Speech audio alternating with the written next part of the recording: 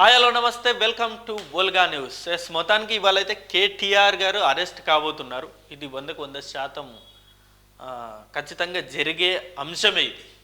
But ఇక్కడ ఈ అంశం జరగాల వద్దా అనేది ఇవాళ హైకోర్టులో డిసైడ్ అవుతుంది. అది ఎలాగంటారా, ఒక్కసారి మనం ఇది చూసుకున్నట్టయితే హైకోర్టులో కేటీఆర్ పిటిషన్ ఫార్ములా ఈ రేస్ వ్యవహారంలో ఏసీబీ తనపై కేసు నమోదు చేయడంపై కేటీఆర్ హైకోర్టును ఆశ్రయించారు. తనపై ఏసీబీ కేసును క్యాష్ చేయాలని కోర్టులో లంచ్ మోషన్ పిటిషన్ దాఖలు చేశారు. జస్టిస్ శ్రవణ్ కుమార్ బెంచ్ ముందు ఈ పిటిషన్ విచారణకు రానుంది. మధ్యాహ్న భోజనం తర్వాత ఈ పిటిషన్పై విచారణ జరిగే అవకాశం. సో కేటీఆర్ అరెస్ట్ అనేది కంపల్సరీ అని చెప్పడానికి ఇదొక ఉదాహరణ కూడా, ఇదొక బెస్ట్ ఎగ్జాంపుల్. ఎందుకంటే ఇవాళ అరెస్ట్ అనేది జరగకపోతే ఇలా పిటిషన్ అనేది వేయరు కదా. అరెస్ట్ అనేది ఉంటుందని ముందస్తు సమాచారం ఉంటేనే పిటిషన్ అనేది వేస్తారు. సో ఈ మొదటి నుండి కేటీఆర్ గారు ఈ అంశంలో ఈ ఫార్ములా రేసింగ్ వ్యవహారంలో నేను ఎలాంటి తప్పు చేయలేదని చెప్పేసి మొదటి నుండి ఆయన చెప్తున్న మాటే.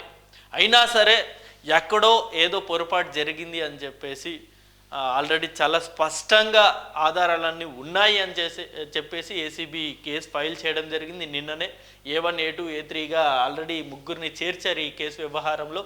2 IAS అధికారులు అండ్ కేటీఆర్ గారు A1గా ఉన్నారు ఈ కేసులో. సో ఈ కేసు సంబంధించి ఇవాళ అరెస్ట్ అయితే ఉండబోతుందని చెప్పేసి చాలా స్పష్టంగా అర్థమైపోయింది. సో మొత్తానికైతే లంచ్ మోషన్ పిటిషన్ అనేది వేశారు.